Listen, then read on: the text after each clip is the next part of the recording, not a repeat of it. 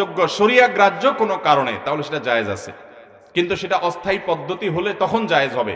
স্থায়ীভাবে জন্মবিরতিকরণ বা জন্ম নিয়ন্ত্রণ করা, এটা কোনো অবস্থাতে ইসলামে জায়েজ নাই।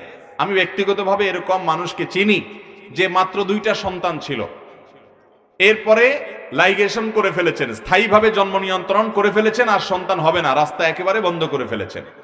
এখন আল্লাহর কি ফয়সালা, ওই 2 সন্তানের মধ্যে দেখা গেল যে এক সন্তান মারা গেছে রোড অ্যাক্সিডেন্টে, আরেক সন্তান বেঁচে ছিল, মেয়ে, তাকে বিয়ে দেওয়া হয়েছে, কিন্তু সংসারে অশান্তির একটা পর্যায়ে গিয়ে সেও সুসাইড করে মারা গেছে। এই ভদ্রলোক ভদ্র মহিলা নিঃসন্তান, এখন অগাধ টাকা পয়সা, কোটি কোটি টাকার মালিক, কিন্তু সন্তান আর নাই।